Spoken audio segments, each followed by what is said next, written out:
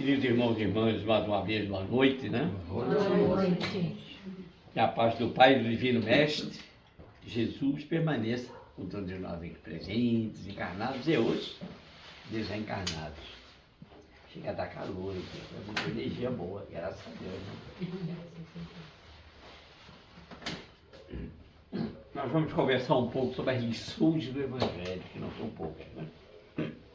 Lembrando que no Evangelho estão todos os ensinamentos morais de Jesus, haja visto que ele é extraído da parte terceira do Livro dos Espíritos. E o que é que fez com que a gente começasse a trabalhar esse tema? Nós começamos em abril, veja como nós já estamos no meio do ano. Por que abril? Porque exatamente no dia 15 de abril de 1864, chegava para nós mais essa dádiva, mais esse presente com muita luz do Divino Mestre Jesus.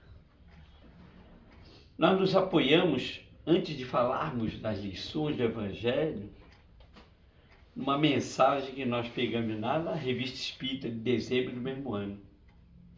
Abril, agora fez 162 anos, se eu não estou errado nas contas.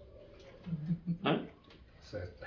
E meses depois, né? Dezembro de 64, na Revista Espírita, tem uma mensagem de Espírito de Verdade que nós sabemos que é o Mestre Jesus nos falando.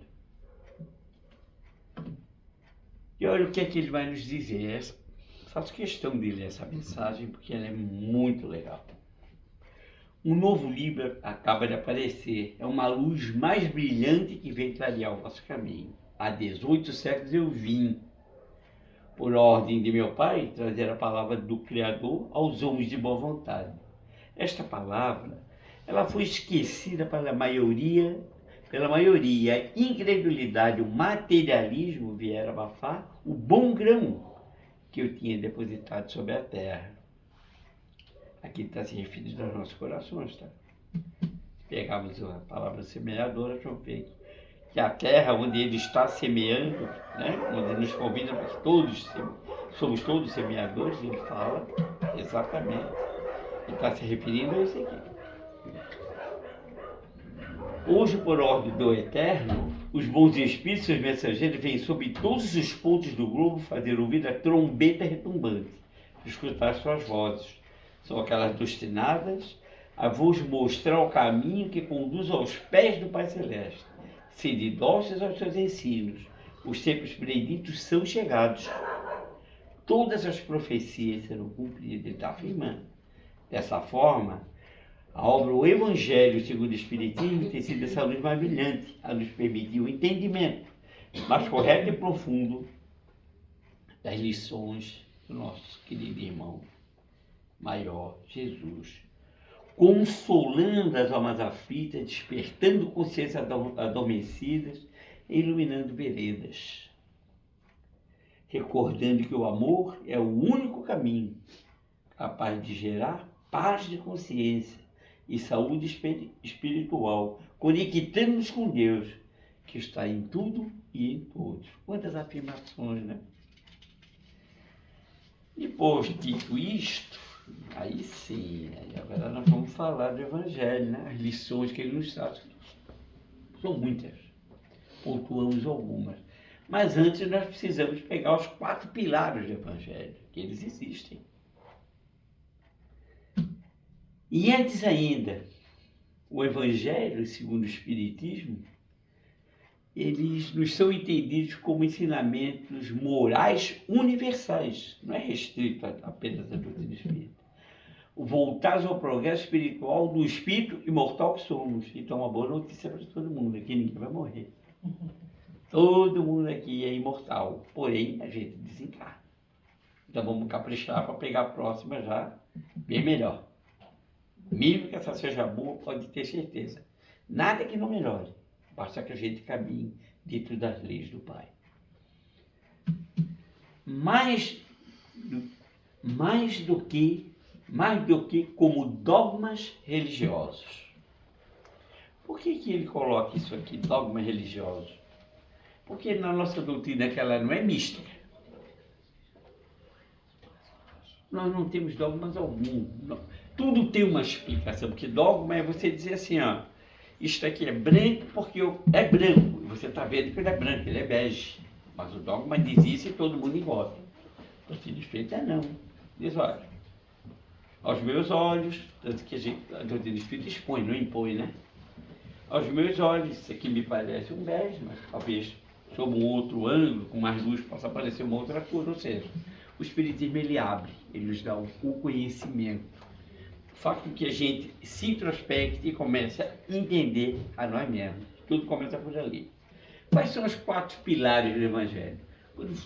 Se você chega hoje pela vez primeira e lhe é apresentado um livrinho do Evangelho segundo o Espiritismo, que para mim o meu é de cabeceira, todo dia eu leio alguma coisinha. É uma boa sugestão, porque você lê um trecho que seja, você já entra numa outra faixa. E a gente sabe que ao dormir a gente se desprende. Então por que não se desprender e estar junto de energias boas, uma vez que nós somos energia? Então, você ganha um evangelho. Qual é a primeira coisa que nós vamos fazer? Conhecer, é o primeiro pilar. Vamos conhecer, que livro é esse que me deram? Vou ler, vou buscar entender as parábolas, os ensinamentos. Esse é o primeiro. Mas é o primeiro contato com o livro. Todos aqui já tinha mais tempo. O segundo, vamos meditar, ou seja, reflexões sobre aqueles ensinamentos que eu estou procurando entender e ainda não está bem pronto. O terceiro, vou começar, depois que eu passei esses 2 primeiros pilares, eu vou no sentir. Opa, aí sim, aí eu vou começar a me preparar para que a mensagem evangélica chegue no meu coração.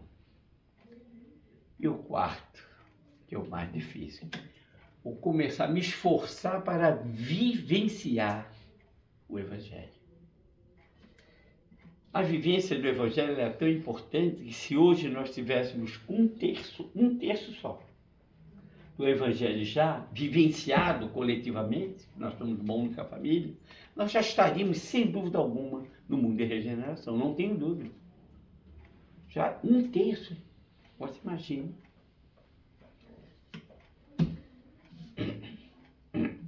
Mas aqui nós pegamos alguns tópicos.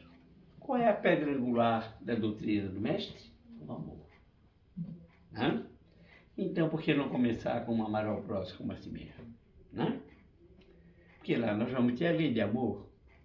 Observe, lei de amor, então, o amor é uma lei de Deus. Olha que interessante, como a gente precisa olhar de um jeitinho diferente. Não é apenas aquele sentimento, mas é aquela troca mesmo. Quem é que amou verdadeiramente nesse planeta? Incondicionalmente. Só o nosso modelo de guia, Jesus. Porque muitas vezes a gente usa, né? Ah, eu te amo. Mas é bom falar isso, porque é muito positivo. Tu me amas, mas daqui a pouco, não deu certo. Não, eu pensei que te amava. Né? Não é assim? Outro detalhe, quem ama, não há direito. Quem ama, não mata. Quem ama, a própria vida, a começar por ela, não tira a sua vida. Quem ama, não tira a vida do próximo.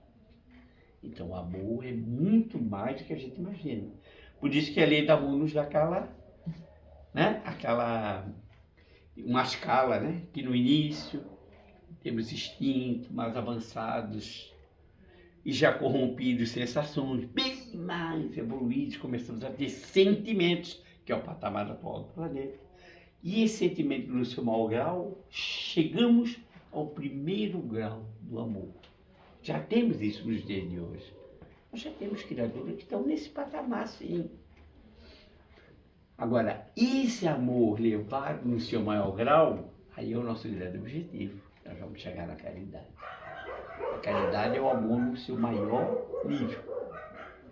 Por isso que tem a caridade moral, a caridade material, né? Tudo faz parte do contexto. Mas a caridade, na essência, é o amor no seu maior grau. Que é o que Jesus vivenciou, porque ele vivenciou todos os seus ensinamentos. Ele falava e mostrava, falava e mostrava. Deixa eu imaginar nós enquanto pais, avós, amigos, porque muitas vezes a gente é referência para amigos. E olha a responsabilidade quando você é referência.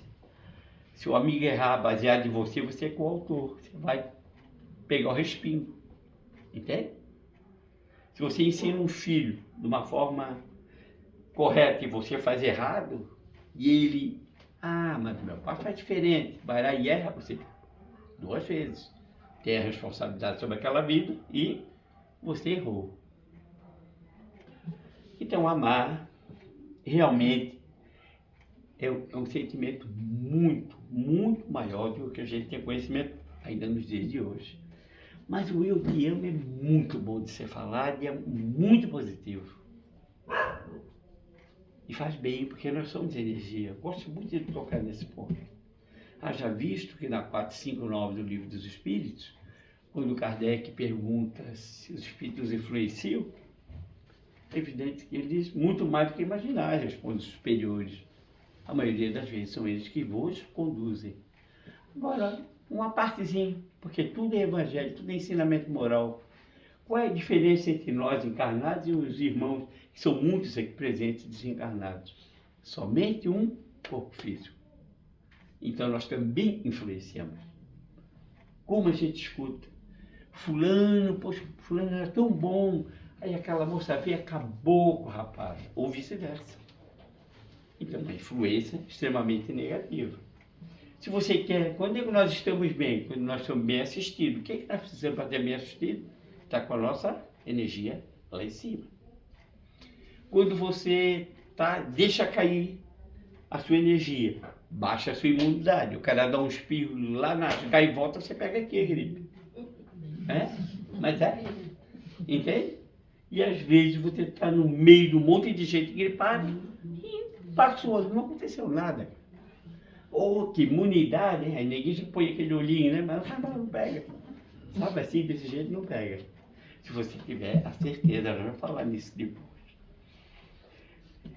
E agora um outro ponto que a gente pegou, porque muita gente não entende. Bem-aventurados os pobres de espírito.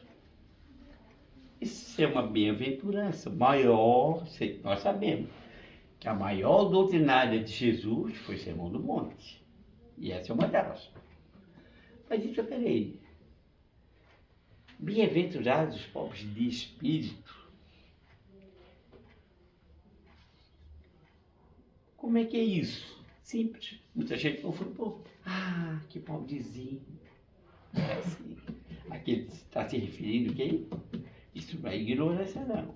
Está se referindo ao primeiro e grande ensino dele, humildade. Agora, se ele colocasse aqui, bem-aventurados os pobres em espírito, ele não estaria falando bem-aventurados. Porque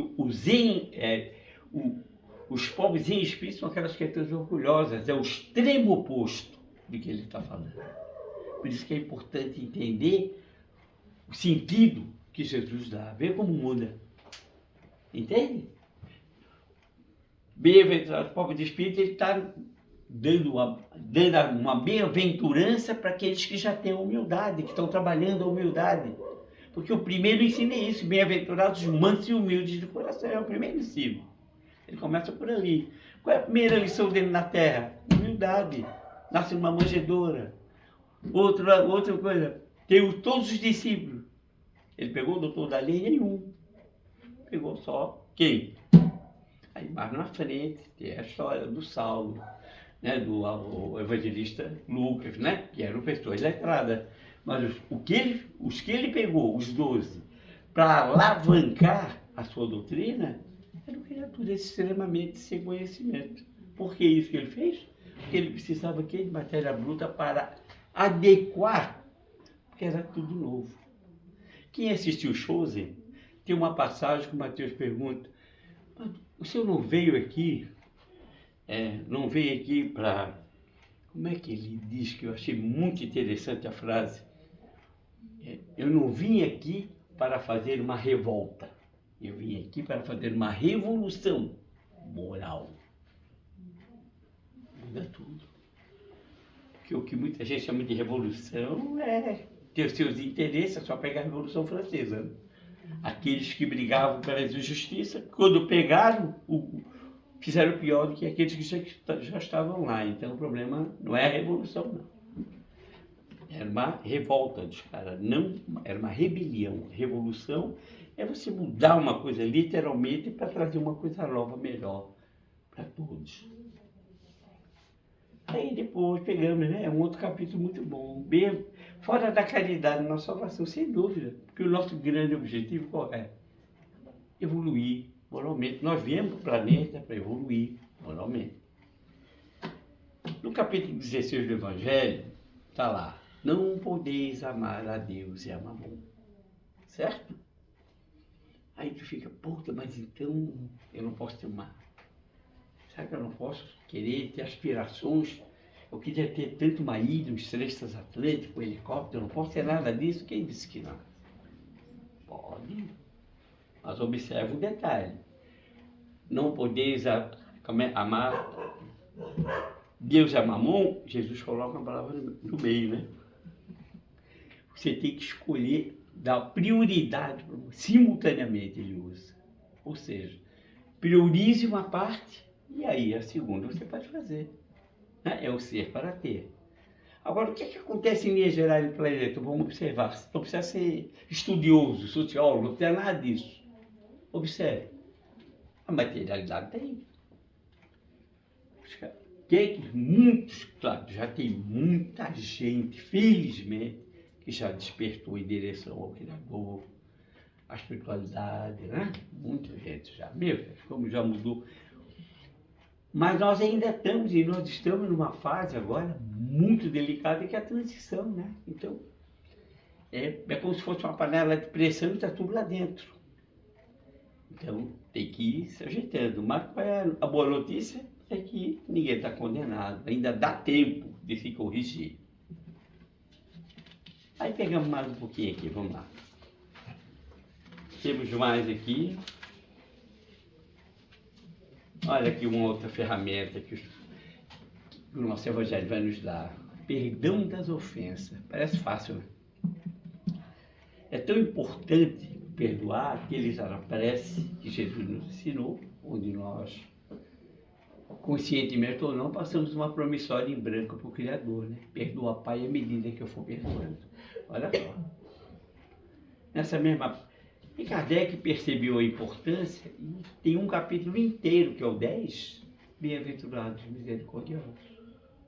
E vai falar do perdão, da reconciliação com os adversários, que quando você olha uma falha em alguém, observe se você não tem uma maior.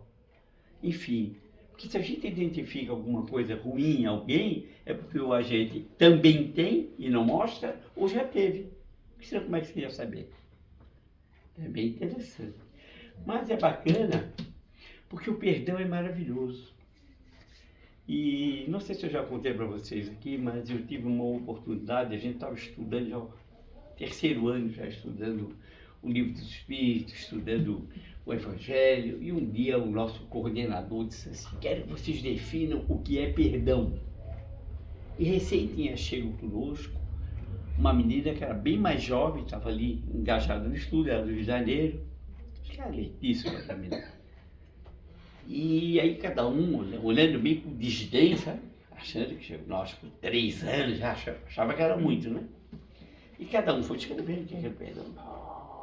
Eu enchi uma folha dessa aqui e aqui, né? E pô, minha resposta vai ser em cima. E todo mundo escreveu um monte. Aí a menina postou uma frase. Todo mundo olhava, sério mesmo, com aquele olhar. Sabe? Aquele olharzinho assim de deboche. Aí o coordenador, vamos começar por ela, que é mais nova. Ela olhou e disse, olha, eu vi que eles escreveram muito, mas eu vou dizer o que é que eu penso que é, no que eu já estudei. Perdoar é não registrar a ofensa. Todo mundo pegou seu papel e moço. Inclusive eu, né? E a vergonha? E a vergonha, a lição. Porque quando você não registra a ofensa, você já não tem mais orgulho. Qual é o nosso grande adversário? O orgulho. Que ele é pai de quem? Do egoísmo. Pouca farinha, meu pirão primeiro. É assim? Por que as nações brigam? Por que tem os duelos? A começar pelos domésticos. Cada um acha que deve ser o dono do outro. Aqui mando eu, naquela casa manda fulano, ninguém manda ninguém, rapaz. Você não manda nem você. É porque eu sou fã, você nem é, rapaz, você está. Você não é. O presidente americano está, Donald Trump. Se desencarnar o ex-presidente, acabou.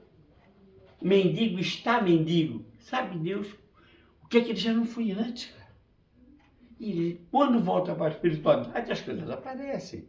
Tem aquela mensagem da realeza terrestre, lá no capítulo, não sei se é o 20, onde Isabel de França diz que teve uma grande surpresa, que ela achou que ia receber com todas as pompas da espiritualidade, e não.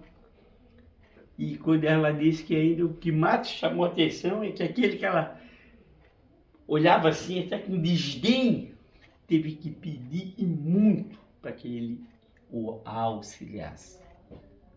Por isso a realeza terrestre é o título da mensagem que está lá. E ela veio para dizer, olha pessoal, esquece esse orgulho, nós só estamos, ninguém é nada, nós só estamos. Por isso é importante trabalhar essa parte. Também em nós, que é uma lição grande do Evangelho. Vocês vão, depois de a gente acabar de falar isso aqui, vocês vão entender que está tudo ligado e que Jesus venceu cada ponto desse aqui. Isso é que é mais bonito.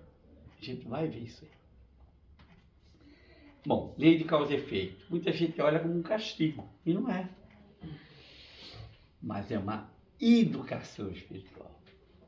Que observa como a gente está mal acostumado, que a gente costuma falar da causa e efeito quando alguém se dá mal. Ó, tá vendo? Ó, fulano se arrebentou. Lei de causa e efeito. E quando ele acertou, hein? Por que ninguém falou? Quando fez certo, por que ninguém fala? Hein? Eu estou me reeducando muito nesse sentido. Se alguém me atende bem no supermercado, eu digo, poxa, parabéns pelo teu trabalho. A pessoa fica até assim. Poxa, um dia me disseram, poxa, sabe que geralmente alguém vem para mim para reclamar, ou para dizer, pois é, mas você deve ter o CRM como eu tenho os meus. Mas quando alguém tem que lhe dizer que você está fazendo certo também, para você ter um parâmetro, então como é que você vai criar? Ah, muito obrigado. O senhor é evangélico? Eu digo, não, eu sou espírita. Espírita? É, espírita. Só que todo espírito é cristão, hein? O que é isso? Aproveitando o gancho, né? Todos nós que seguimos Jesus somos cristãos. Não importa o embargo de seita, não importa. Se é evangélico, se é do 7º dia, se é do 15º dia, se é não sei o quê, assembleia, não importa, cara. E quanto mais você usa a palavra para juntar e fazer, conduzir do seu jeito, maior é a sua resposta, cara. Porque muito vai ser cobrado e que muito foi dado. Está aí. Vê se Jesus não diz isso. Diz. Não é isso? Então a lei de efeito não é castigo. Bom, reencarnação. Bom, aí é o maior presente que Deus nos deu, né? Porque nos dá a oportunidade de ir e vir. E de ver realmente, puxa, é mesmo, acontece. Teve um fato bem curioso. Quando eu fui, minha filha foi para o 1º ano primário no colégio Santa Catarina, lá no centro. Então eram as freiras que tocavam. Aí ela assim, a religião, a mãe dela é católica, como boa alemã é católica. A minha filha vai se decidir depois, eu sou espírita. Você é espírita? Sabe que eu gosto muito dessa doutrina? Puxa, que bom que a senhora gosta, porque nós estamos falando do mesmo Jesus, né? Ah, é verdade. Só que não entra na minha cabeça. A madrezinha que mandava. Essa tal de reencarnação. Eu digo, vamos olhar primeiro do ponto de vista religioso. A senhora sabia que até o ano 525 o catolicismo aceitava e reconhecia a reencarnação? É mesmo. Olhe, Mas agora eu vou lhe mostrar na prática. O que é que a senhora acha mais prático, mais coerente? Vamos esquecer os nossos conhecimentos. A senhora fala muito de juízo final, né? Falam, né? Eu sei, porque eu já fui também, eu fui também primeira comunhão, estudo eu fiz. Né? Eu estou com 772, quase 73, né? Então, eu não tive, talvez, com muita felicidade de já estar numa doutrina assim, eu estava muito cru ainda, muito cheio de coisa errada, então tinha que primeiro tomar os corretivos para despertar, né? Mas aí eu disse, por que você não acha que é mais coerente? Vamos só usar a coerência. Um corpo que está totalmente, que virou pó, ele se reagrupar e se levantar do túmulo e dar uma sequência, ou aquele espírito que ali habitou, pegar um novo corpo. Sabe que eu nunca tinha pensado nisso? Tem que mudar a pense. E o que é que eu preciso fazer para minha filha poder estudar aqui? Só pagar em dia. Então tá tudo certo, vou me esforçar para não lhe decepcionar. Então foi interessante, são coisas que a gente vê, né? As pessoas muitas vezes falam e não têm conhecimento do que estou falando. E aí vem esse capítulo, Bem-aventurados aflitos, é o maior deles do Evangelho, né? É o 5º. E eu, bem no começo, quando ainda não tinha, estava estudando ainda, porque a gente está sempre estudando, mas estava no início dos estudos. Quando eu olhava Bem-aventurados aflitos, quando eu abria para ler, eu já queria passar por outro. Isso aqui não, né? Mas aí você começa a entender. As dores da vida, ela tem um sentido, uma finalidade. Porque muitas vezes a aflição, porque Jesus faz bem-aventurados aflitos, ele faz uma bem-aventurança, então tem que ter um sentido útil e correto. A correção.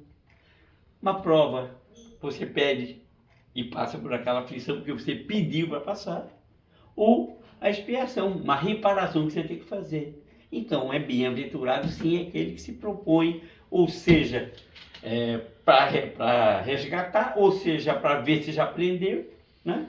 Por que não? E claro, a esperança no futuro espiritual, obviamente, vai nos fortalecer e nos consolar. E essa doutrina ela é motivadora e ela é consoladora. Porque Jesus é caminho, a verdade e a vida, a gente sabe disso. Poxa, eu vou ter que ir muito rápido. Parece que é só 30 minutinhos mesmo, né? Mais 5, mais. Eu tenho uma história bonita para contar para você no final. Então vamos passar bem rápido aqui que eu vou fechar com essa história para vocês. É que é muito legal. É que começa a falar de evangelho, eu começo a ouvir aqui, ó. Por isso que eu digo que primeiro serve para mim.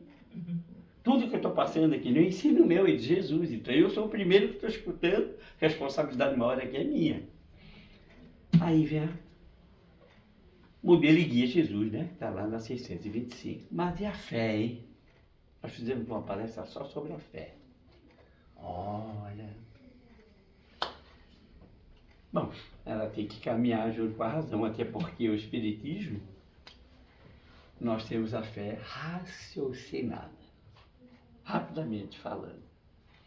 Qual é a diferença da fé raciocinada e a fé religiosa, como diz o Evangelho? É que acontece uma determinada coisa. Por exemplo, o cara tinha só uma casinha, uma vaquinha. Veio enchente, derrubou a casa e levou a vaquinha. Se ele ficar de braço cruzado e alguém passar, alguém esclarecido passar, mas que coisa triste, papai. E agora, não. Como é que o senhor está? Estou conforme Deus quer. Bom, se o senhor está conforme Deus quer, o senhor se levanta, arregaça a mão e começa a reconstruir. Porque é dessa forma que Deus quer, tem um sentido. Aí é minha vaquinha, um dia você vai ter outras. E não raramente a pessoa se levanta assim. Mas o que eu quero lembrar para vocês, aproveitar esses minutinhos ali, que foi dado ali, que eu quero contar uma história para vocês muito bonita, que o Evangelho ele nos mostra. A gente hoje falaria uma horinha rindo, viu? Pode, matozinho. 40. a gente falaria aqui uma horinha rindo, porque tem cada tópico desse vem alguma coisa pra gente. Às vezes no final você pergunta, e aquilo que você falou, mas o que é que eu falei? Em que momento? Porque muita coisa eu sei, mas muita coisa vem, eu passo e só assimilo para depois, usando esses 4, entrar na meditação, para buscar para depois, então vou vivenciar dessa forma. Mas o que eu quero contar para vocês é um fato real que aconteceu e quem nos contou foi nosso querido e saudoso Divaldo Franco. Eu tive a oportunidade numa conferência dele e ele contou uma história muito bonita que mostra o que é o Evangelho, porque o Evangelho mostra o altruísmo, mostra a gratidão, que aliás é uma terapia maravilhosa. Se você acostumar a agradecer todos os dias por tudo, mesmo as coisas que não foram boas a seu modo, você vai ver que vai chegar um momento que você não vai precisar mais agradecer, as coisas vão acontecendo, e quando acontecer diferente, você vai lembrar, puxa, de alguma forma é para eu aprender alguma coisa, você vai buscar e vai corrigir. Dei uma topada, por que eu dei uma topada? Para aprender a olhar para o chão. Dei uma cabeçada, puta, como é que eu fui dar uma cabeçada? Porque você ainda não aprendeu a olhar para cima. Entende? Tudo tem um sentido, a gente é que não entende o contexto. Mas nos conta Divaldo, observa a data, 9 de agosto de 2001. Ele disse que chegou em Tel Aviv. Tel Aviv é o centro nervoso de Israel, né? Parte comercial toda está ali, Jerusalém é a parte, né? Santa. E ele era um rico empresário judeu, grande, um cara muito dinheiro, para uma reunião. E começou aquela reunião dele, vou tentar encurtar, hein? Para não me passar muito. E de repente ele sentiu um desconforto, viagem muito longa, ele foi direto para a reunião e ele era o centro da reunião, estava acontecendo por ele. E ele faz o quê? Ele diz, olha, vamos dar 30 minutos, eu preciso tomar um ar, talvez comer alguma coisinha, eu preciso andar um pouco. Aí saiu e de repente sentiu um cheiro de pizza muito bom. Como eu não estou com a anotação aqui, eu não vou saber dizer o nome de uma rede famosa de pizzaria que tem em Israel, lá em Tel Aviv. Mas enfim, ele foi pelo cheiro, eu vou lá. Quando ele chega, tem uma fila, assim, dentro e pensa numa fila, fora do estabelecimento, tamanha era a qualidade do que tinha. Aí ele chegou ali, de terno, normal, né? Porque ele saiu de uma reunião. Aí ele olhou o relógio, não vai dar. Quando eu ia voltar, o moço que era o segundo da fila, lá na frente, o cara veio ser atendido. Falou com os demais e foi lá e disse para ele, senhor, pelo seu traje, o senhor deve estar com fome e com pressa. O senhor pode pegar o meu lugar lá? Não, mas porra, pelo amor de Deus, claro que não. Por favor, eu tenho tempo. O senhor depende dele agora. Ele relutou, mas essa criatura se auto-intitulou como o senhor Moshe. Por quê? Porque ele não queria, porque foi ele quem contou essa história para alguém que divulgou, mas não deu o nome dele. Olha o tamanho da obra do cara. Bom, ele foi lá comer, saiu, agradeceu. Ele andou que uns 80, 100 metros, escutou um estouro. Era um homem-bomba. E esse homem-bomba pegou toda a turma que estava na rua e um pouco do que estava dentro ainda. Ele, meu Deus, se eu tivesse lá, tinha morrido. Ou estaria tudo distanciado. Voltou correndo. Suspende a reunião. E voltou. Voltou, cadê o fulano? Tem lá 26 mortos. Olhou de mortos? Não tem. Que bom, então vamos ver onde é que ele estava. Procurou um lugar, aí aquele rolo, né, para atender. Achou o cara todo arrebentado. Imagina o estilhaço dele. Aí vem o filho dele, o filho do moço. E ele, olha, o seu filho dele, senhor, o que seu pai precisa? Não sei, oração. Que eu acho que ele vai morrer. Não, quem sabe? A medicina. Vamos fazer assim. Pegou um cartão dele, Esse cartão tem um número que só a minha família atende. Eu só atendo quando eles ligam ou alguns amigos determinados em pontos chaves da minha empresa me ligam, que eu sei que é uma coisa séria e útil. Qualquer coisa que você precise, você me liga. Porque seu pai salvou minha vida. Era para eu estar lá. Um menino meio descrente, botou no bolso. Passou-se um tempinho curto, está lá o seu Moshe em Nova York, no seu gabinete, com vista para tudo quanto é lado, né? De repente toca aquele número, ele liga o menino. Ele assim, senhor Beite, pode falar, o que é que houve? O que é que aconteceu com seu pai? Não, se meu pai não for operado aí nos Estados Unidos, ele vai morrer, senhor. E tem que ser em Boston, que é onde tem um especialista, porque ele precisa para salvar a vida dele. Ele nem pensou, olha, você veja o que é a gratidão, hein? Estou mandando um avião, estou saindo daqui, vou para Boston. Esperou aquele que salvou a vida dele no aeroporto, já levaram direto para o melhor hospital para fazer a própria cirurgia. E ele veio com o menino. Quando ele entrou no hospital, olhe o detalhe, ele olhou na televisão e ficou branco, verde. Aí o senhor está passando mal, está nervoso, né? Apontava-se, ele ainda viu o segundo avião acertar a 70ª, 30ª andar do segundo prédio do Trade Center. Adivinha qual era o andar inteiro que ele tinha a empresa dele? 70º, 34º. Ou seja, por ele ter tido essa atitude de ser grato, ele foi só pela segunda vez, cara. Então, olha como Deus ensina o homem através do homem. Como ele tinha alguma coisa maior para fazer aqui do que ser um empresário extremamente bem-sucedido. É bom que você entenda isso. Bom, passou, a pessoa sobreviveu e ele foi visitar agora já como amigo do cara. E chegou lá, o filho, você passou com ele, eu não sei como lhe pagar, essa é a minha dívida maior ainda. Seu pai me salvou 2 vezes, como assim? Uma lá em Tel Aviv, outra aqui. E o meu escritório é um dos aviões acertados certinho. Os 2. Então, e o que é que ele fez? A vida dele mudou, cara. E o seu Buchô, ele fundou uma ONG que existe até os dias de hoje. E ele não dá o nome dele nem sob decreto. E atende pessoas que têm dificuldade, o mundo inteiro tem dificuldades de translado, de assistência. Então, tem gente que aprende. Ele aprendeu pelo amor. Pergunta se ele está com algum problema financeiro, nenhum.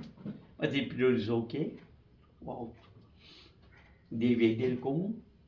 Se era cristão, senão não importa. Porque tem gente que vem pronta, cara. Esse é o ponto. Entende? Então, não importa onde você esteja. Porque quando Kardec lançou o Livro dos Espíritos, ele disse, olha, tem 3 aspectos. Científico, filosófico e o religioso. Só use, nunca como religião, mas como só o religare. Que o objetivo de tudo isso aí que está aí, nós somos todos cristãos, é nos religarmos a Deus, ao Criador. Então é isso. Que bom, né? Só muita gratidão por esses minutos aí que me foi permitido. E muita paz, muita luz. Se eu não tivesse me alongado, eu ia mandar todo mundo se abraçar, mas já passamos, então agora de coração, sinto-se todos abraçados. Obrigado. E depois, no término, cada um se dê um abraço, sim, que é muito bom essa troca. Porque energia boa tem que ser compartilhada. Muita paz, muita luz, com Jesus cada vez mais fortalecido em todos os corações. Muito obrigado. Vou começar para os nossos. Obrigado. Agradecemos.